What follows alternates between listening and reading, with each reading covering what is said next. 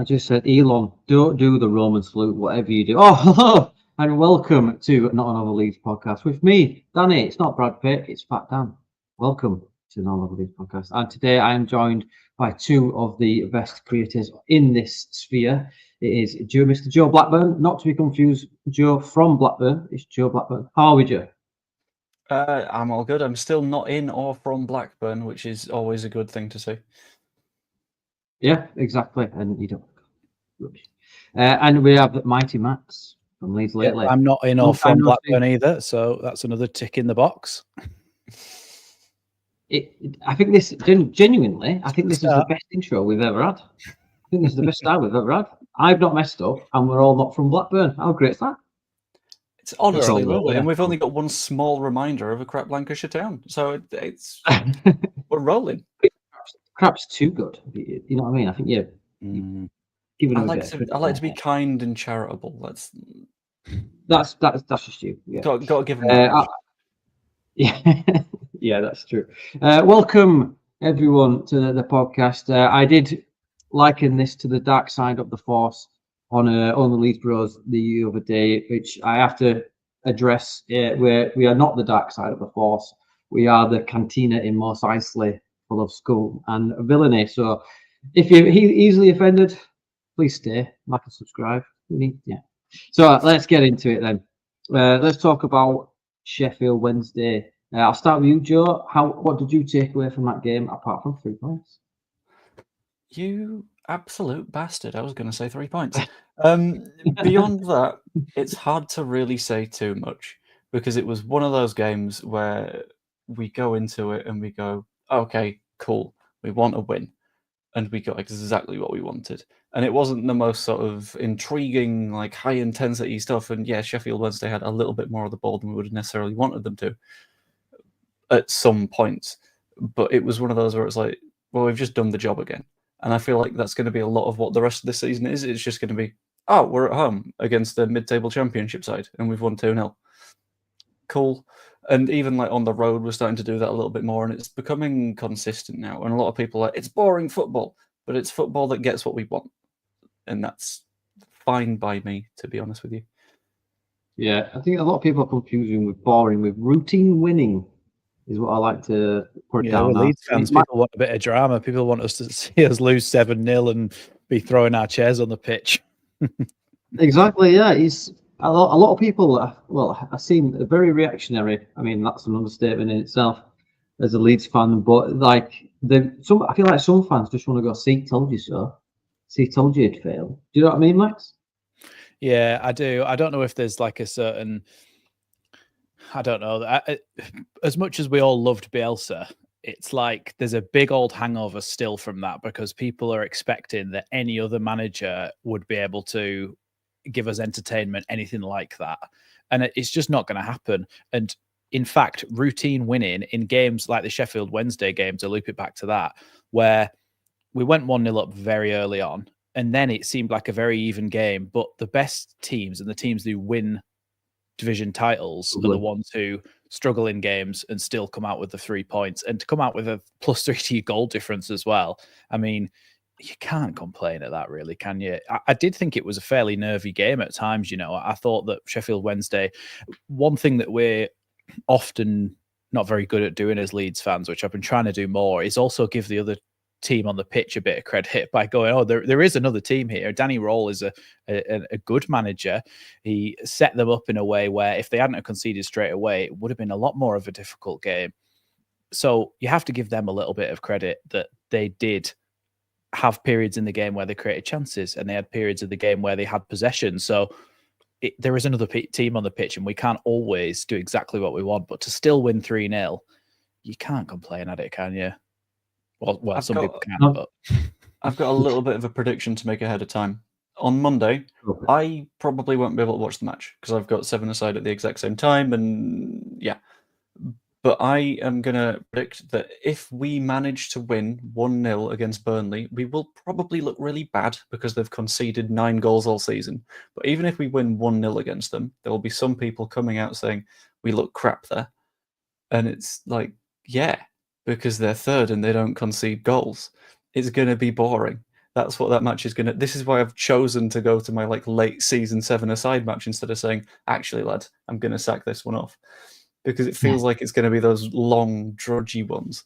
And it's going to happen. And it's going to keep happening. But we're doing all right, aren't we? Yeah. Yeah, we're top of the league, albeit by a point. We have dropped points, with some howlers, which I've bashed Melier enough. Maybe not enough. We'll see. We'll see how I feel. But I'm in a good mood this week. But it's one of the things. The Championship is a really hard league to get out of. The best league's the Premier League, but the hardest league, in my opinion, is the Championship. But let's get on to that first goal then, Max. Solomon is quite quickly becoming one of my favourite players. And he just seems to be getting better and better every week, doesn't he? It's just an ability to be in the right place at the right time, which is underrated sometimes. And often a lot of our players, especially people like Joseph, who in pre-season you thought, oh, he's going to be in the right place at the right time all the time this season and score loads of goals. But he's just not, and nobody else seems to be. Whereas recently, he just seems to be there someone told me off for calling them tap-ins, but the last couple of goals have been right place, right time, but easy finishes, haven't they? Open net. And then I don't know what Angus Gunn was doing. And obviously, we'll move on to this later. I don't know. He dived the complete opposite direction. And was just like, oh, yeah, that bit, shoot there. But yeah, right place, right time. And it's really opening up chances. Yeah, same to you, Joe. I mean, there were some fans that wanted to send him back this month. Solomon's in that position where a lot of people aren't going to like him because of reasons outside of him being a footballer that I'm not going to bother getting into because it's not worth it. Yeah. But I think the opinion on him was set for a lot of people before a single ball had been kicked, and that associated with the fact that he had a bit of an injury history going into the season.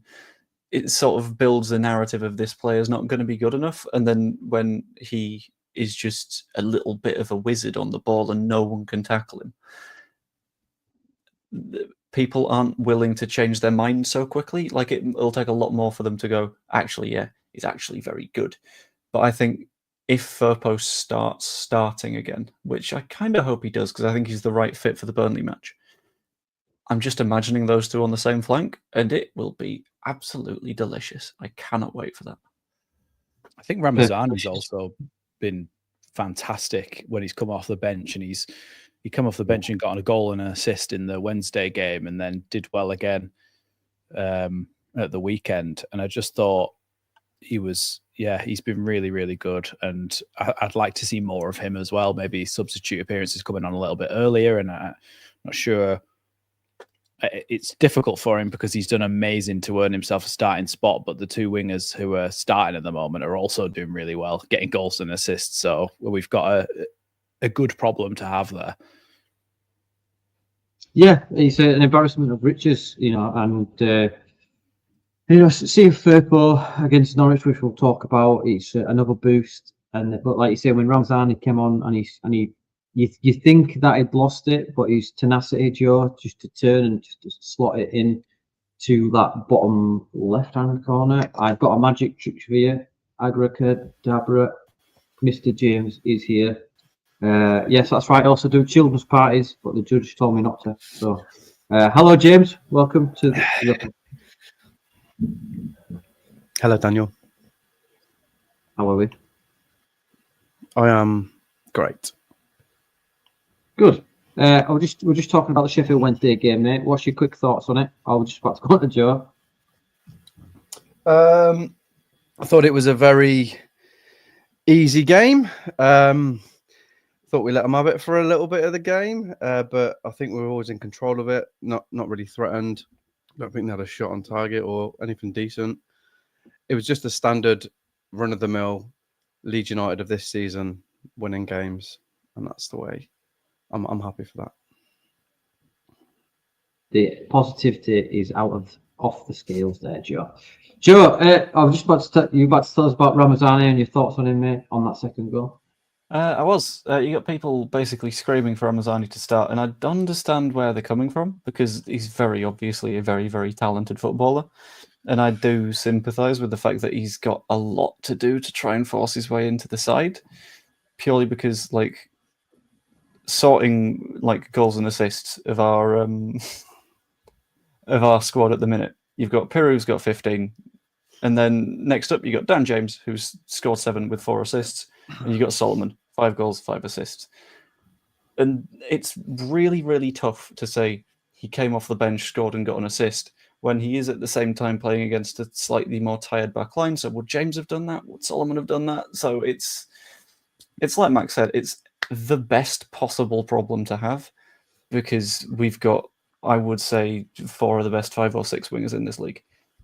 And it's almost impossible for any of them to put anyone else out of position without them getting a knock or a slight injury. And even when Solomon does get a knock, he just decides, actually, probably all right. Comes back anyway. So, like, I don't know.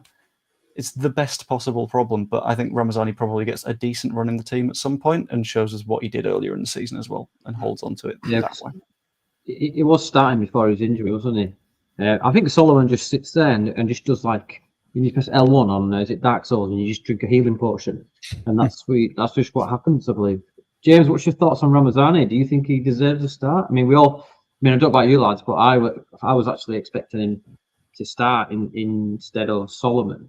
But then all of a sudden, Solomon's fit again. I think they all deserve to start, really.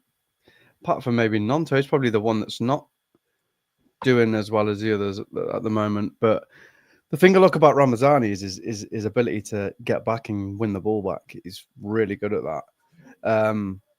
Solomon, he gets back a bit, but his attacking now is really showing what we wanted from him. Is really, really good. Is involved in a lot of the game when we're going forward. But like what I like about Ramazani is his ability to get back and to win balls, and he can carry the ball. He can score goals. And I think if he hadn't got injured, he'd had a really good return by now. So, but yeah, any of them to start, really, I'll be happy. I'm not like concerned, like, oh no, he should be playing. I'm like, well, these two are playing, then these two are really good. So, like Joe said, we've got a really good problem, and any of them starting for me is, I don't give a shit. I'm happy. We've got an FA game coming up as well, haven't we? So they should get a chance to start in that game, perhaps. Yeah. We should touch on Meslier just a little bit, maybe, because there was that one incident where he's come to punch the ball, missed it, and it's landed at Windas's feet. Was it? Not sure if it was Tanaka. Tanaka. I think he blocked it. Yeah. If he's not there, then that's 1-1, and then straight away we go down this spiral. In my opinion, Max, what do you think? Like for the past 2 games, we will talk about the Norwich one, but in my opinion, I feel like they've took him back to basics. I said this the other day with Joe. I feel like they're just making it easier for him. Like they're coming shorter. I mean, you know all the tactical games. You bet the games down and stuff, so you're more versed in it. But have you seen something like that from the team? Like, yeah, I don't know really, because I just think that I've been trying. Times fruitlessly to defend him, just by saying my only argument basically the other way is that every single week, nearly every week, when we score a goal, at least one goal in the game is from a mistake from their goalkeeper. I think it was the Wednesday game, the first goal, the goalkeeper saves it straight back into Solomon's path into an open goal, and if that was Meslier, we'd be calling for his head again, wouldn't we? And I think it happens all the time with the other goalkeepers in the Championship. People will say, oh, yeah, well, it actually happens more with Meslier than anybody else. But, okay, but we are stuck with him for now, and I personally don't think that Darlow is any better.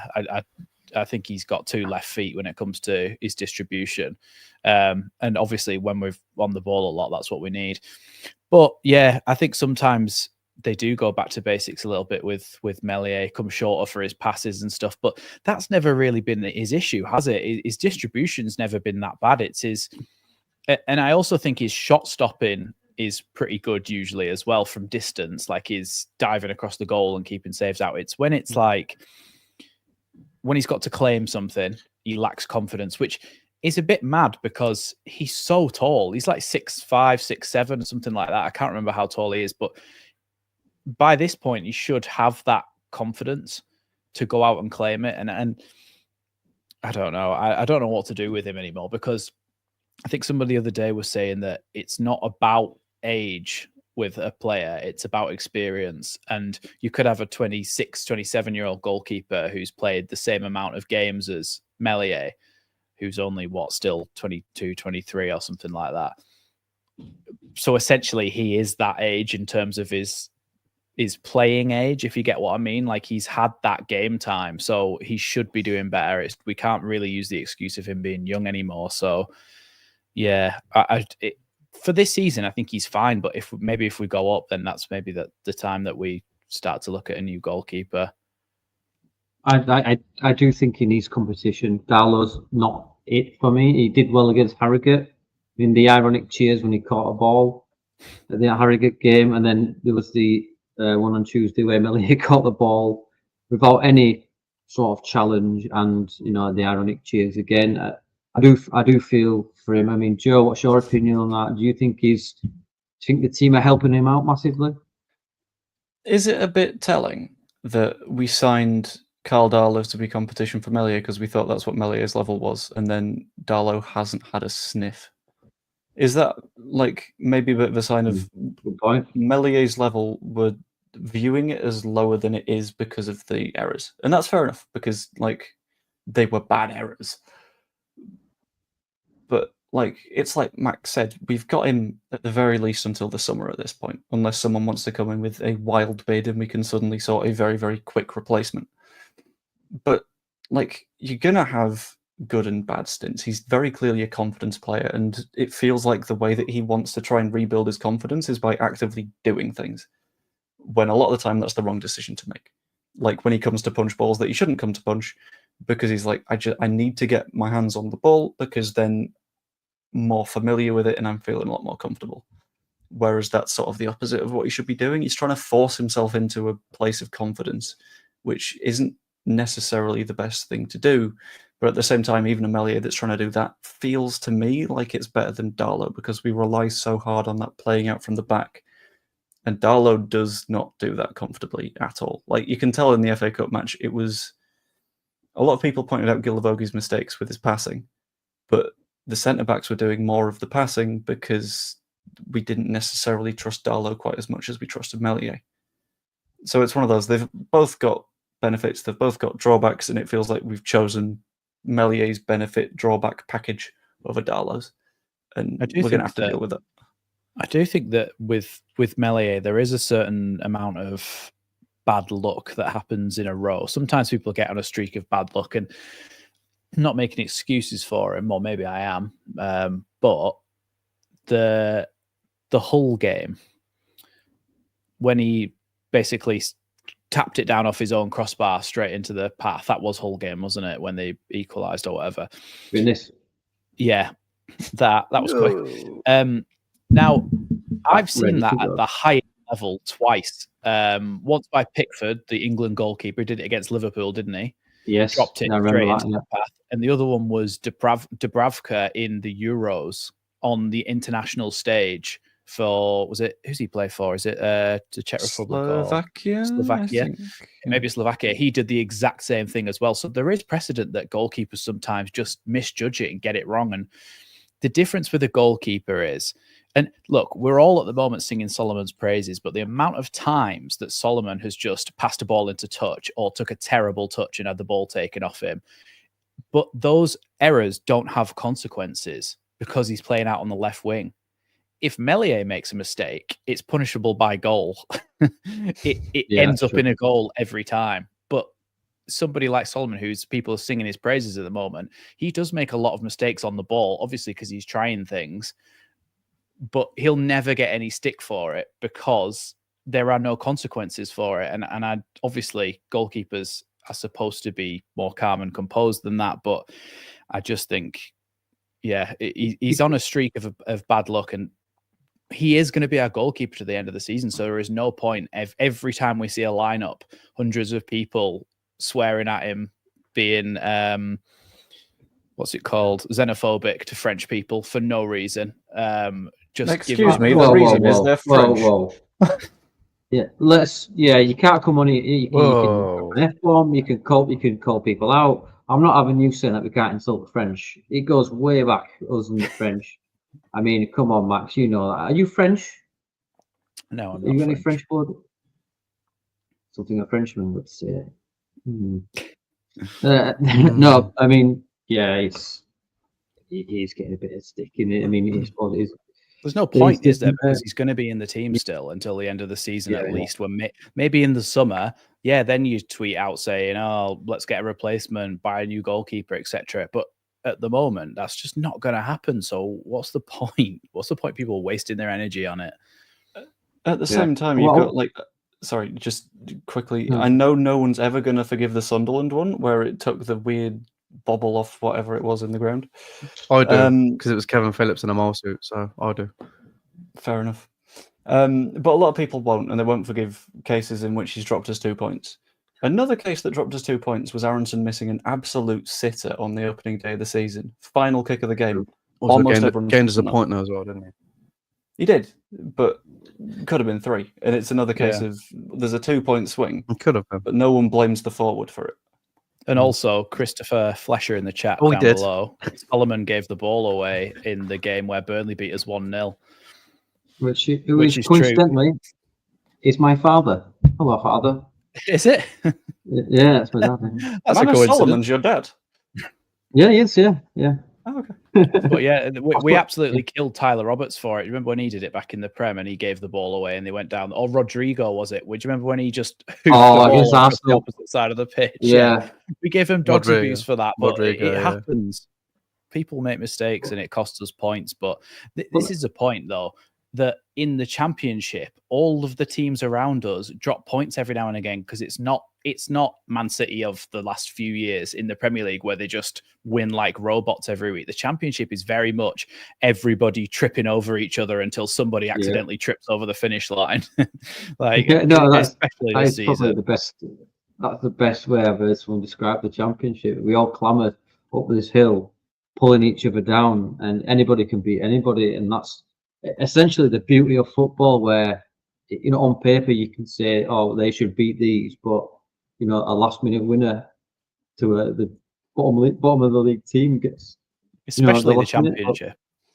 Oh yeah, it's like look at QPR when they absolutely pagged us last season. You know what I mean? And then ultimately, caused Ipswich to go up. James, just quickly, Amelia, for you, mate.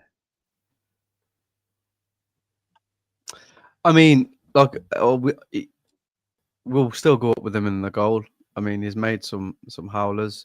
I know, like Max has pointed out about Solomon, but Solomon's also scoring and assisting, so you can forgive mistakes when they're making that effort and they're contributing to us winning games as well. But I mean, with Meslier, he has so little to do.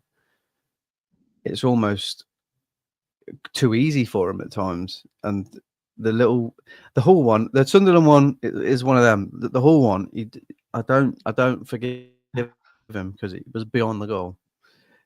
Just don't try and catch. Just leave it. Just leave. You can see it. You have to look up. It's there. But we will still go up with him in goal. I do think that we will need to probably get a better goalkeeper going into the Premier League because cause I do still think he's a good keeper. And I think it will turn out a good keeper. Maybe not with us. Maybe with someone else. He'll go somewhere and it'll be great because he does make really good saves. Like the game, we ain't really touched on it. Like the Stoke game where his point blank save with his foot. That's what I like about him. He does shit like that.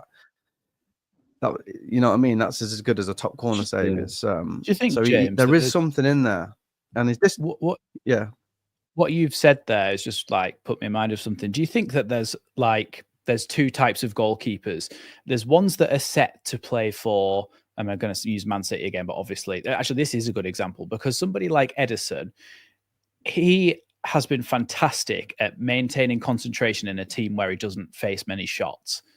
And so when it does come, he's made some fantastic saves.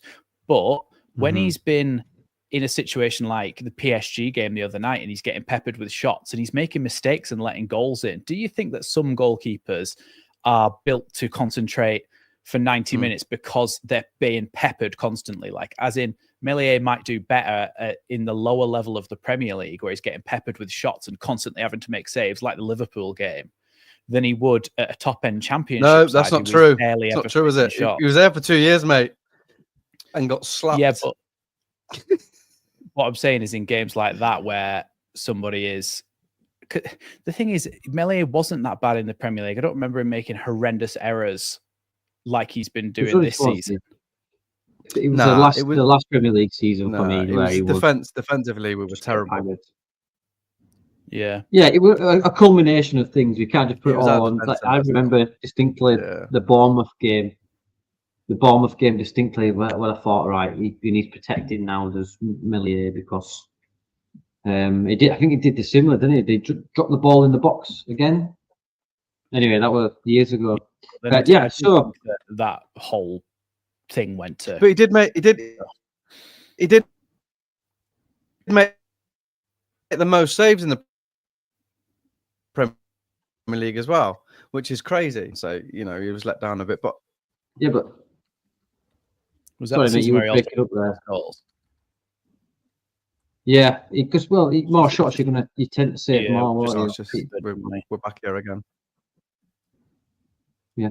In other news, how's the weather near you, Joe? Not in Blackburn, but the weather is nightmare.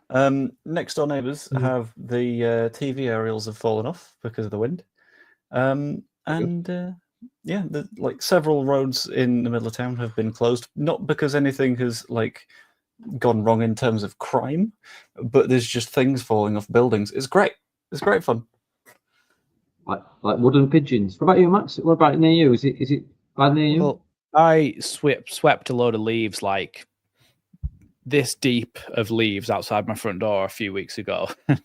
It's been pretty tidy since, pretty clean. I opened the front door to go to the shop about an hour ago or so, and I went, oh my God, it's like that deep of leaves again, just outside my front door. So I'll have to deal with that at some point, but that's bloody wind for you. I looked out the window and I think the wicked witch of the west was flying around, and poor little Aronson is getting blown away from Ellen Road there. Look, if you can see, poor lad can't catch a break.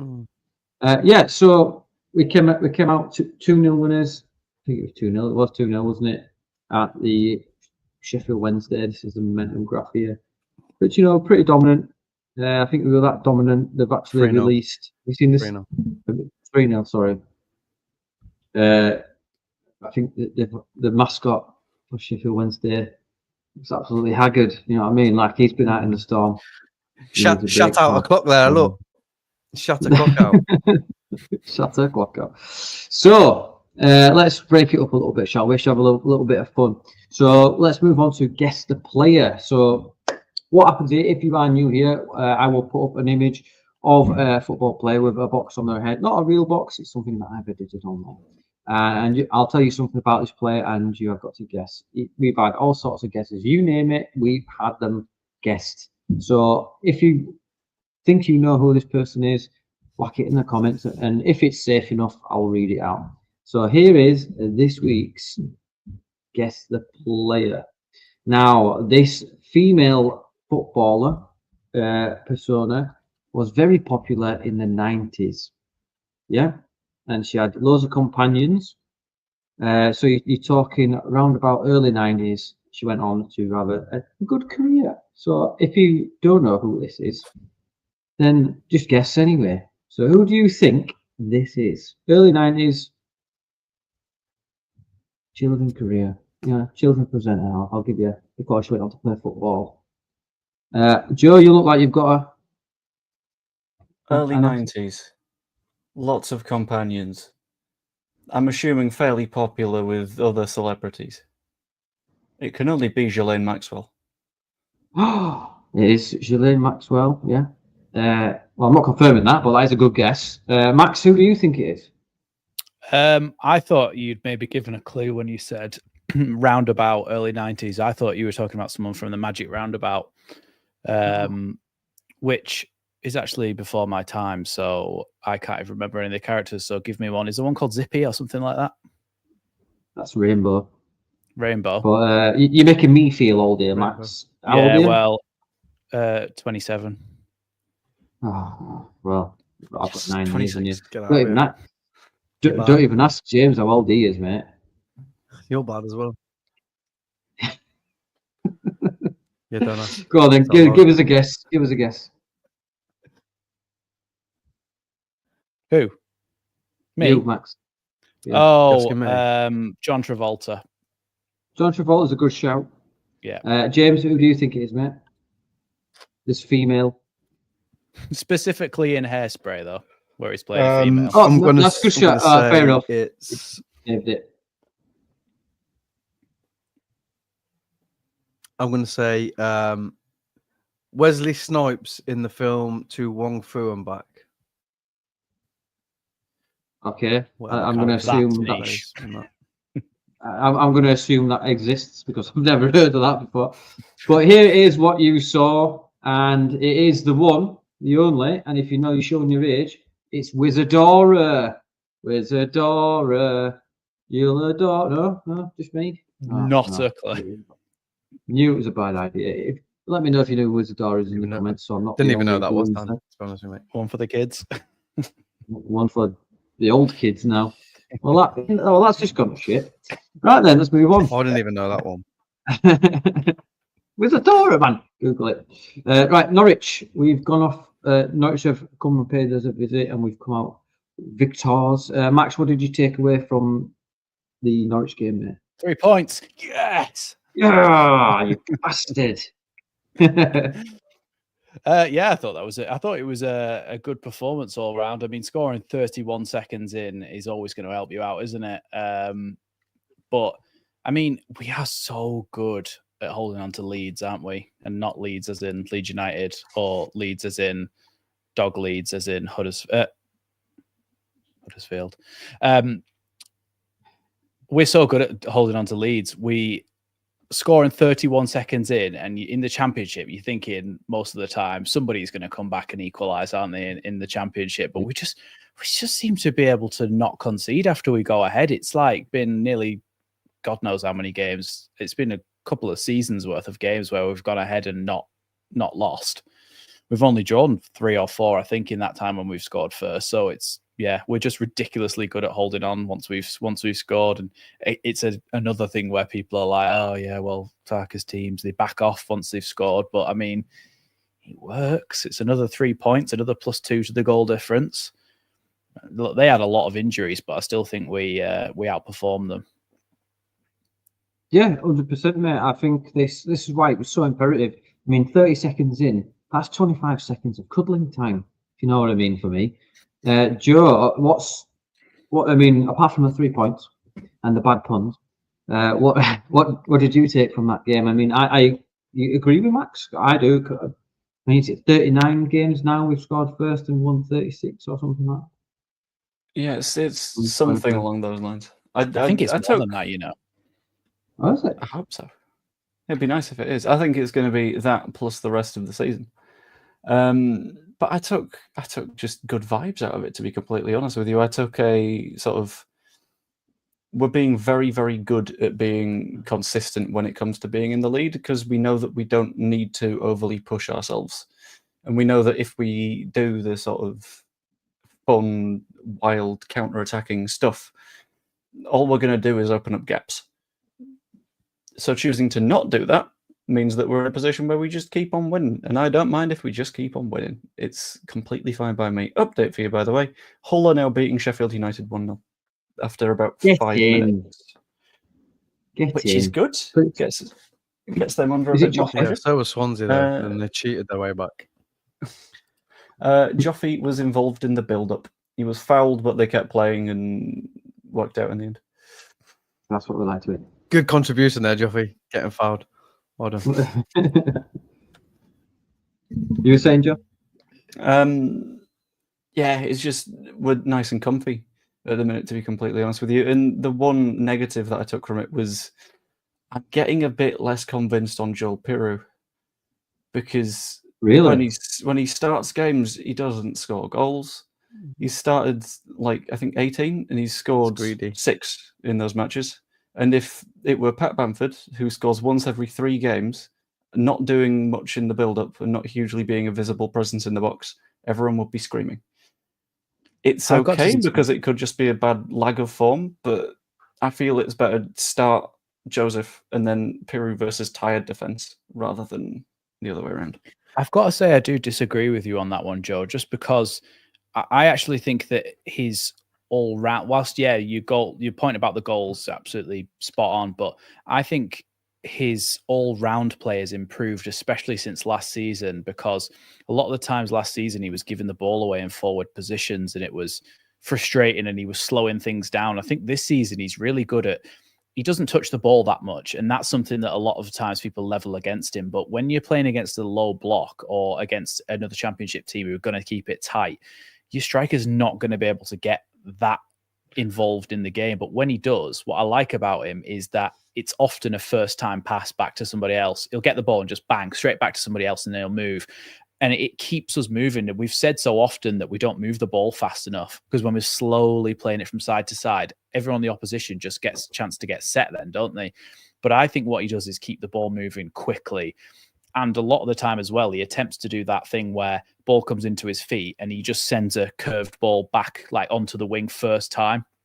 So I've been impressed with his little bit of interplay that he's been doing. Obviously, like you say, Joe, he hasn't been scoring as much, but if he didn't make the run that he made for that goal 31 seconds in, Solomon doesn't score because him and Solomon are in the same space and he sees that Solomon's making the front post run and he goes, do you know what? Unselfishly, I'm going to go to the back post here. He took 2 defenders with him because they think Joel Pereira is their top scorer. He took 2 defenders with him. They both went to the back post, which meant that Solomon only had 1 defender with him on the front post and was able to score. So his knowledge of where to run and how to open up space for his teammates is come along really well. If he can start scoring as well, like you say, Joe, then he's on to a winner there. And I think he's been decent in everything other than a striker's main job, which is scoring, which is a very modern football thing to say. But I like the way that he's playing other than the goal scoring. Who starts for you then, in your opinion, then, Max? Does Peru? Well, I think it's Peru because I don't think Joseph has got any sort of track record to start now. He hasn't scored since October, I don't think. He just never seems to be in the right place at the right time, which makes no sense to me because in pre-season, he was making runs to the front post. He was always in the box. He was always trying to get on the end of things. And I thought if he continues to do that, he'll be golden, but he just seems to never be in the right place at the right time when the ball comes into the box. Just nothing seems to drop for him either. I don't know if it's a bit of bad luck or what, but I don't know. I think we've thrown him in with no track record and expected him to be an established striker. We all say, oh yeah, we've got Joseph as our backup or whatever, but is he any better than any other like youth player who's come through? Is he any better than Joffy? Is he who's we've sent out on loan again? Obviously, he only scored 1 goal, Joffy, but I don't see anything from Mateo Joseph in terms of track record to say that he should be anywhere near a championship first team for Leeds, especially. Yeah. I mean, no, I agree. At first I was sort of putting it down to maybe you're showing his inexperience. I mean, I point towards the Burnley. The first 30 seconds he was through on goal, and he didn't even get it on target. Forced the keeper to make a save. He put it completely wide. It's just little things like that which will obviously dent his confidence. But I think he needs a run of games in a first team, and I think that means going out on loan to a Plymouth or somebody down the bottom end of the championship. And to be honest, I think we should loan Joseph, sell Bamford, and buy another striker. Well, we'll talk about that later, but I don't think that Bamford or Joseph are good backups for Peru. I'm so glad that you brought up Bamford because this is Lieutenant Bam, and he's absolutely like he spent. I knew that reference. Yeah, thank you. Farker came out in his presser and he says that he's in training, and this is Bamford as a force ghost after 10 minutes of playing. The dad was that name, so thanks for bringing him up, you two. James, what's your situation with Pirro and Joseph? Do you agree with what the lads have said?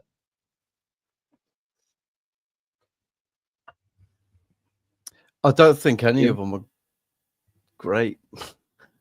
I think Joseph does offer something to this team. I disagree with Max on that. I think that his running and his battling is really, really good. He's not ready. We all thought he might have been. on his pre-season and his international exploits, but there is something a little bit that he needs a few goals, and he's not scoring them here, is he? But I do think he offers a lot to the game. With Perot, he has improved his overall game, which he was almost out of games before, and he was only popping up to score. And he has improved that. But then there's times against Norwich where he should have just passed it. He's like a little pass off. And I think that's where Farka likes to play. That's what he wants. He wants goals from everywhere. He's not set on one player scoring loads of goals, where I think Perot, he wants that. He wants to be the one to score the goals. And sometimes a little pass off. A couple of times on Wednesday, we're a couple of goals up. So, but he is probably our best finisher, but he needs to be in the positions to do that. And I agree with Joe, like coming on to tight defences, that's where we've seen the best success from him in front of goal.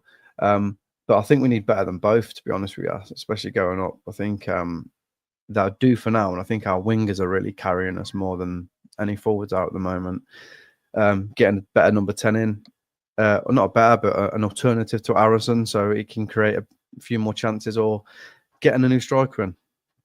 But they'll do because we have got such an amazing midfield, amazing defence, and amazing wingers. So the two question marks for me are obviously the keeper and the forward, but we're still top of the league with that. So I just had a little look, and Piru's on 10 goals, 4 assists, and he's played 28. So he's getting a goal or an assist every other game, which is pretty bad. Pretty good. I was going to say not bad. Wow, your standards are massive. Not bad or pretty good, and I went for something in between. But yeah, I think it's a good record, but it's hard sometimes, isn't it, to watch a striker who's not very involved in the play, and it does make you think a little bit like, it should be better in this team and in this league. It should be better. But that's what we've always said, isn't it? With when we had Bamford and whenever we've had championship teams in the past, I think you have to go back to Chris Wood to find somebody who actually scored goals for us in the championship. I think that is it, isn't it? I think he scored 30 or something in a season we finished 8th or something like that. Let's get Ross McCormick back. Yeah, but we just don't have strikers that score bagfuls of goals. It's just not something that we do anymore. It's not part of our DNA anymore. I don't know why, but same with keepers. We've always been bad with keepers. Not in this system, isn't it?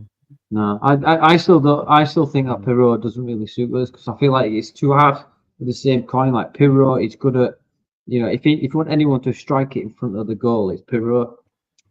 I think it's more clinical than Joseph, but with Joseph you get the press and you get like the near post run, which when Solomon finished off that chance from Dan James, which we'll talk about the Angus Gunn Max, because he literally, that robot meme that you see where it just does that. Yeah, when what was it? I had no idea what he was doing. No, because I mean, I don't really know. I'm trying to think of maybe that's something that they're taught that if it's rolling across like that, your best chance is spread yourself as wide as possible. But he was always going to go near post there. I don't really know what he was doing. But can I do a goalkeeper's experience on that one? Do a thing. What I think he's thinking is, in theory, his centre back should deal with Solomon.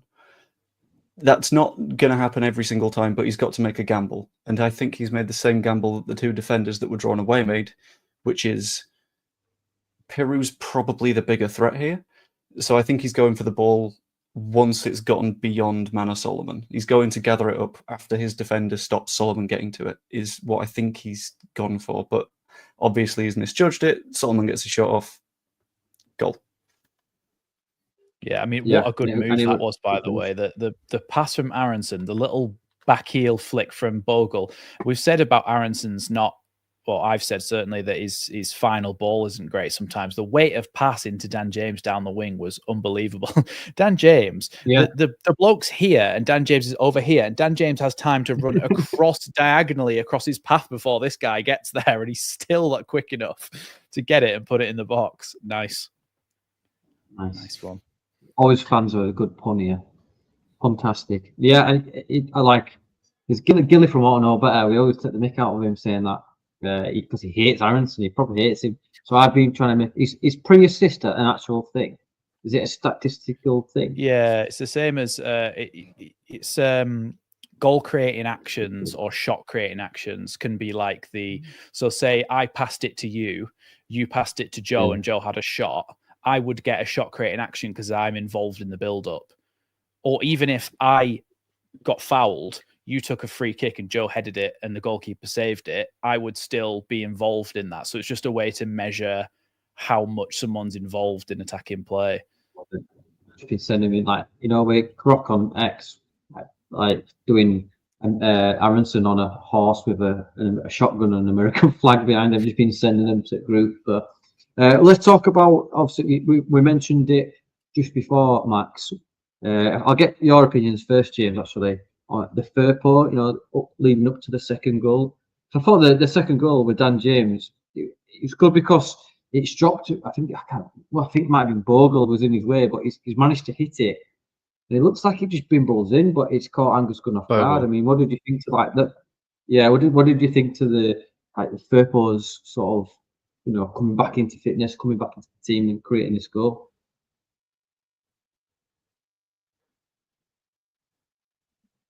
I mean, it's good. It saves us buying another player in a position, and he's good in this league. He's not going to stay with us, obviously, but yeah, I thought he was really good making that run forward. I think their defender, I don't know what the hell he was doing, just heading it back to Solomon. That was a bit of a mental one, but it was a lovely ball, and yeah, he's kept his own, and he's just got contact with it, and it's sort of wrong for the keeper. It was, it just secured it for us, didn't it? Because going into the final few minutes at 1-0, everyone's ass starts going. So having that 2-0 little cushion. And I think after that, we really sort of pressed them a bit. I thought we were going to score a few here because they just sort of collapsed a little bit. They sort of come back up. But yeah, Firpo, mate.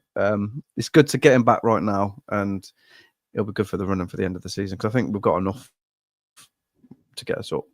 Yeah, but, like, we'll need to move forward. What's going on? Yeah, Joe, I mean, what do you think about the injection of Firpo? Is he? I think we're coming into a rough sort of period at the minute where it's going to be real good to have someone that adds that sort of attacking pizzazz to that flank, because Byram's great. I like Byram. I like what he does, but he's not someone that is as often going to get all the way to the byline, then cut it back and then put it in that area where someone's probably going to make a mistake at some point. Instead, he seems to be doing a little bit more sort of inverting inside, and then Solomon stays outside, and it works that way around. But Solomon is someone who a lot of the time likes to cut inside anyway. So if you've got both of them on the same flank, you've got a little bit more balance. And I think that's going to do really well against, I wouldn't mind him playing against Burnley, for example, because I don't know if he's 100% at the minute, but having him against Burnley gives us that little bit more threat, and it stops the winger getting doubled up on quite as easily, which is as valuable as another player, I'd say. I think Byram's like Mr. Reliable, isn't he? But I don't know what, he gets himself into the right positions that Farke wants him to get into, because you'll often see him standing in the half space on the edge of the box, but he kind of goes and stands in the right spot so that Solomon goes out wide and he's inside him but stood in the box.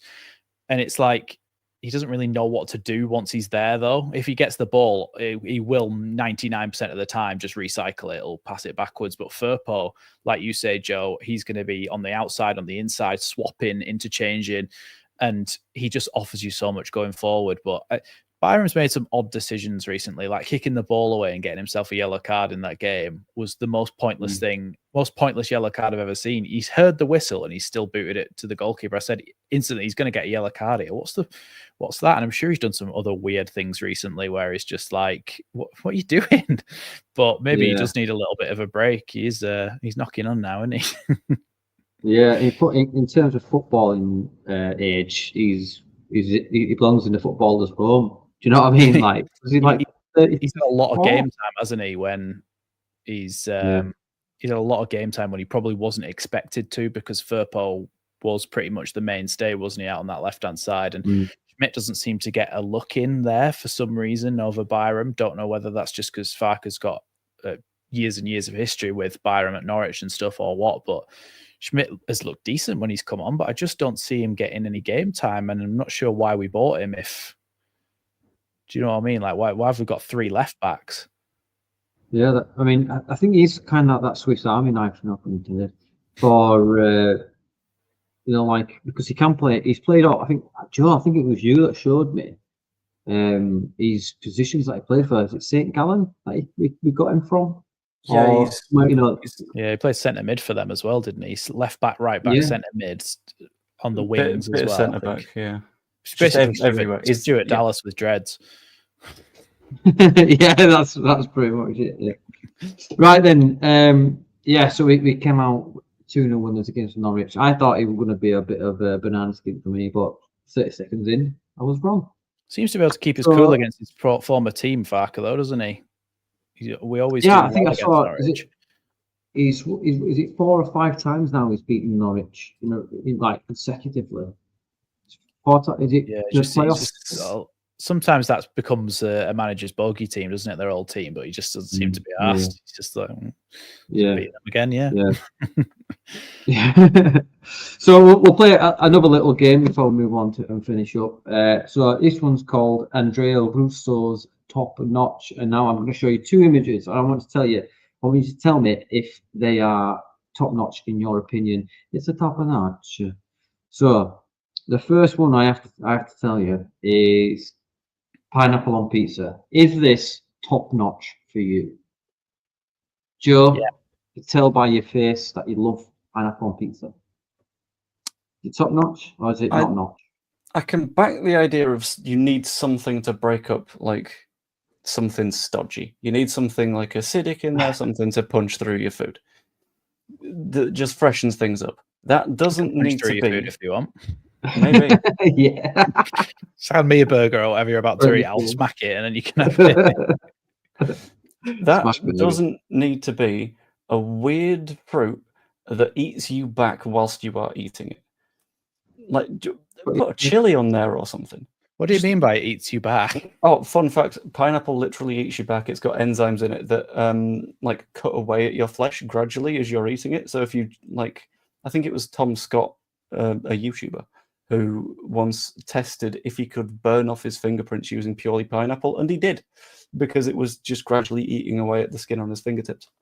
Oh, okay. Because you wake up every day going, I wonder if the pineapple can fair trade though. Fingertips. Yeah. Yeah. Only if it's got the fair trade sticker on it, though. Exactly. We don't know half stuff here. Max, are you a fan of the old Hawaiian pizza, which is in fact created in Canada, so it should be called a Canadian Hawaiian? Do you know what? I actually don't like pineapple in any other context other than on pizza. It's the only place I like pineapple. Oh, not even on a sock. Maybe I'm just sick. No, that's to be fair. I'm a fan of Hawaiian pizza, and sometimes I'll just order it just to wind the people that I'm there with, because they'll get like meat feasts and stuff. They're like, no, give me some pineapple, baby. What about you, James? Would you just throw it against the wall, or would you consume the pineapple?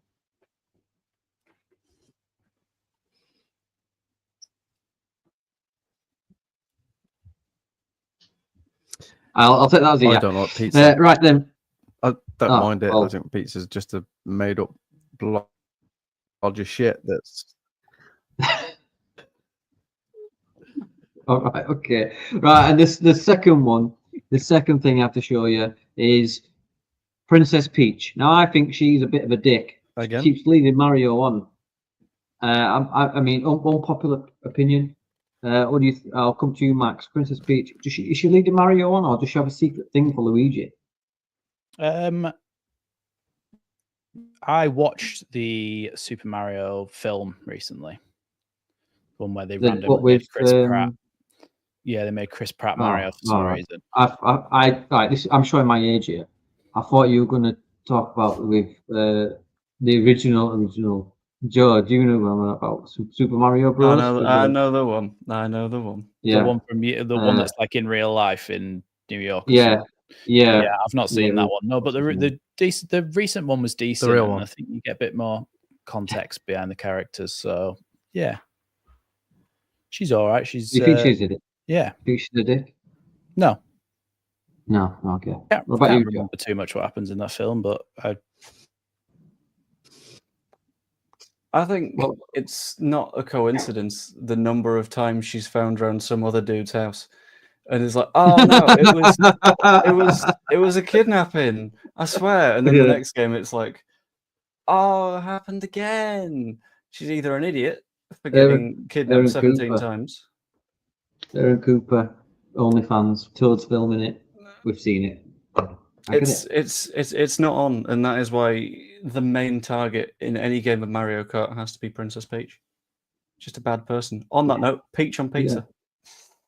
Peach on pizza. Now that's an image. What about you? What do you think about Princess Peach, James? Before we move on to the Burnley, Princess Peach on pizza. fair enough. Right then, let's massive shift. move on to the serious stuff. Is it Monday we're playing, lads? yeah, Against Burnley, another. Obviously they're third, and we've got a 3-point gap on them. We could make that 6 come Monday night. Yes. Now, what is your predictions for this game, Max? Do you see wholesale changes? And let's get a prediction as well. I think there will be some changes because we were completely unchanged, weren't we, between the Wednesday game, as in not Wednesday the day, Wednesday the team, and the Norwich game. We're completely unchanged, which doesn't happen very often at all under Farker. So I think there will be some changes. People who perhaps maybe picked up a bit of a knock or whatever, and I think there'll be a couple of changes. So I don't think there'll be wholesale changes, but I think maybe Ampadu. No, I think Ampadu will still be in centre back, but I do think that there's a possibility of using Verber as a left centre back and putting Ampadu back in the midfield for a little bit. But Ampadu just seems to be a really good partnership with Rodon, and no one seems to be able to get past them. So, and look, last time against Burnley, I thought we dominated them. Other than that goal, and they just don't concede, do they? So, yeah. So I just think that. Was it sorry, 9 or 10 goals that they Should have, conceded or something? Is that... Yeah, something ridiculously low. But we should have beat them. We really should have beat them, and I think we've, judging by that 9. performance against them, 9.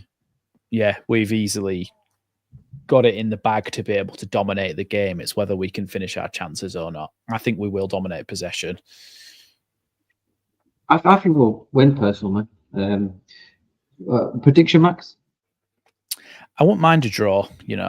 It's away, isn't it, at Burnley? Yeah. I wouldn't mind a draw because I think, given that they concede so few goals, I think that if obviously it keeps the points distance between the two of us the same as well.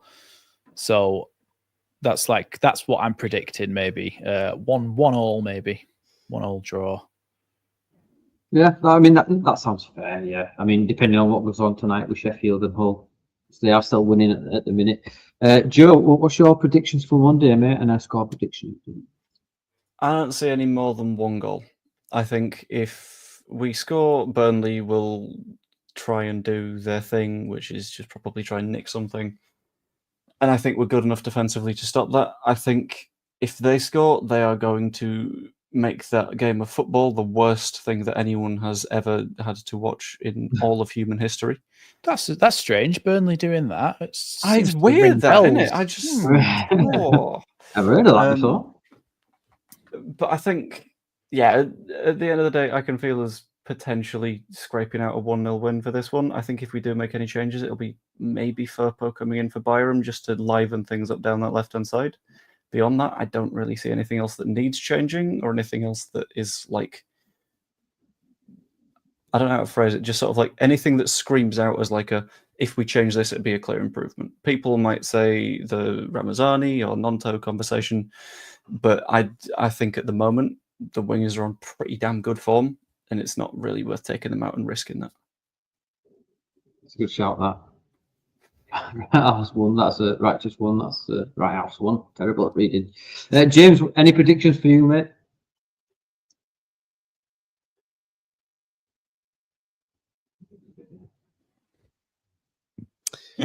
I agree. I think Firpo will play, but I'm gonna just be me and say that we're going to win 3-0. I think Well, if we they're- score they're- that first goal in the last game that Joseph scored, if they scored that, I think it's whoever Yeah, scores the first goal for me. And I think we will.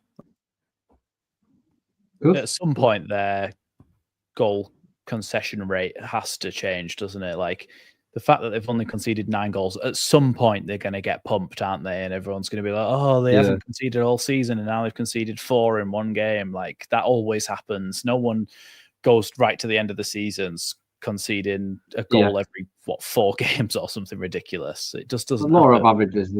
Yeah, no, I totally understand that, mate. And hopefully it'll come at the right time towards it, end of Feb or middle of March or something, where they'll just ship goals for fun, and we can just, and not worry about. I'm not bothered about second or first. I just want to get out of this league.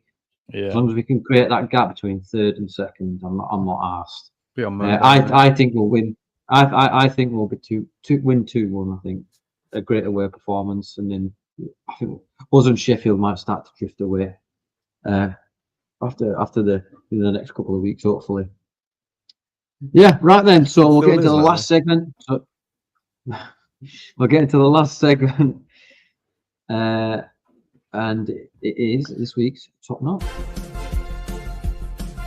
Top Knob. Right then, let's get into Top Knob. Now, what happens here is we all nominate something and put it in the middle that has pissed us off this week. And in ancient Rome, I think they called it Topus Nobus. So I'll come to you first, Joe. Joe, who or what has pissed you off this week, and you want to throw it into the middle? Do we have to stick in the footballing world? Anything? We've had political dictators. Oh, fantastic! In that case, Nazis. Rule of thumb: all of them in the bin. Burn the bin. Collectively, modern or post? Oh, just all of them. Every single one of any era. As an umbrella. As an umbrella. If you're doing salutes and being like, actually, it originated in Rome. 1, no, it didn't. Literally invented by Italian fascists to be like, look, this is our history. 2, you don't give a shit about the history. You just want to be a Nazi. Fuck off into the bin. That's it. That's fair. After we'll set that bin on fire. What about you, Max? I'll come back to the world of football a little bit.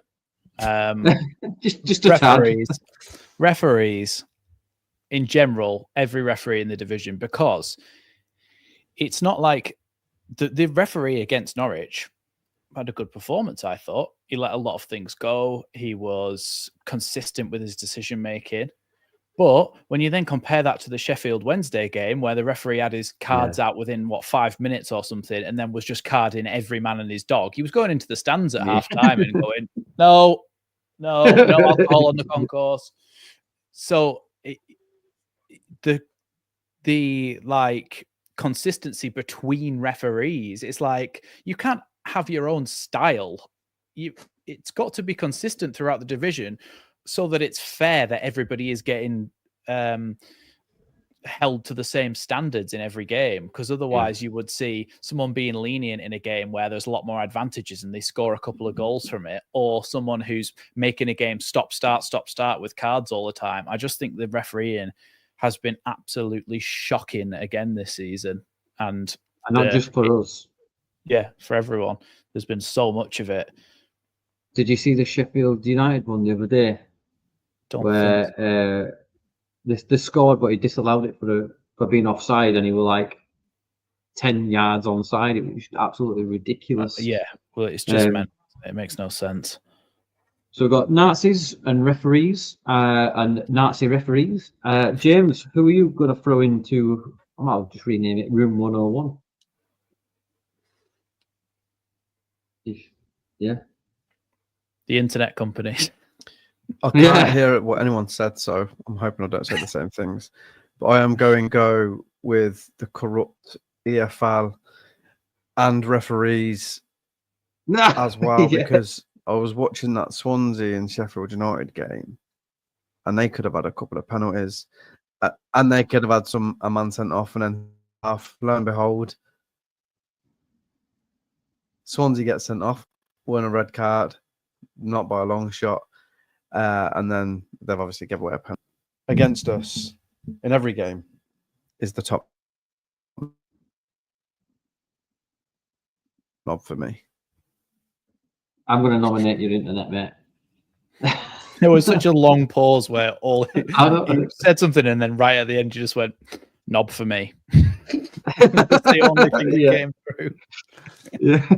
Yeah. I'm going to. I mean, we've got some here from Sean, which is the dive from Rothwell.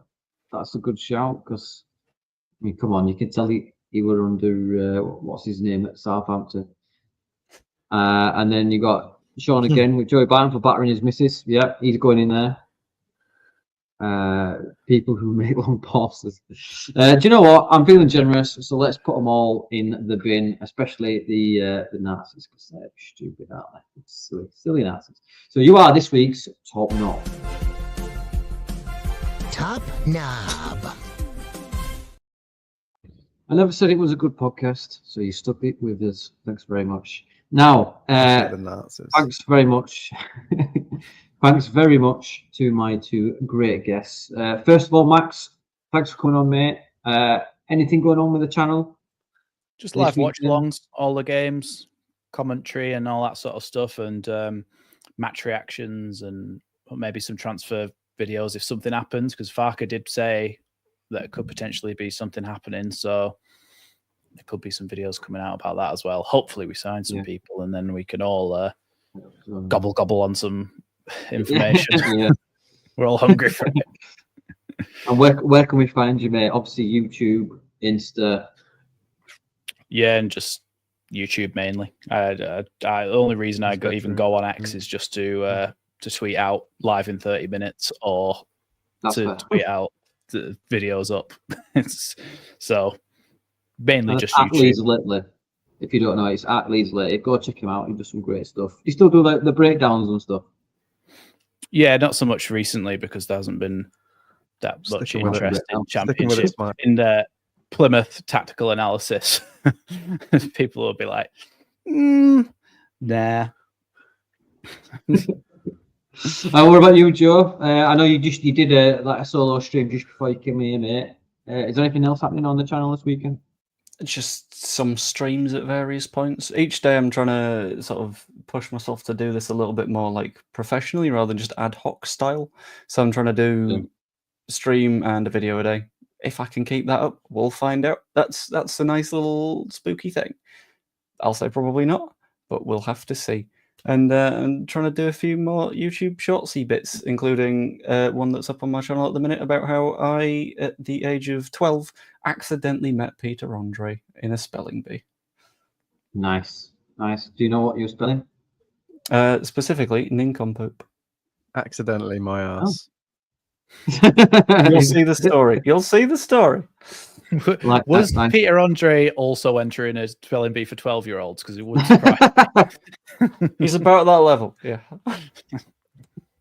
Did he have his shirt unbuttoned? Because I'd have had it unbuttoned all the time if I had a body like that. I mean, come on. Come on.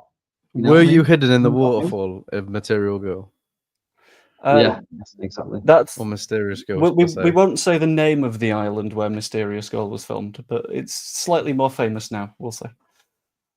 Well, I'm sure he's grown up now. Because have you seen the state of Jordan now? Oh, bloody hell, it's a skeleton with bloody balloons.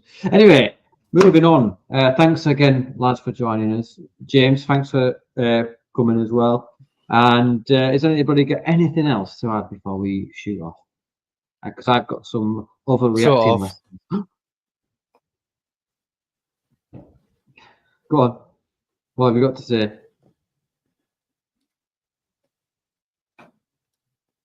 No. Me washing's done. Right, thanks everyone. Thanks everyone for joining, and we will see you next.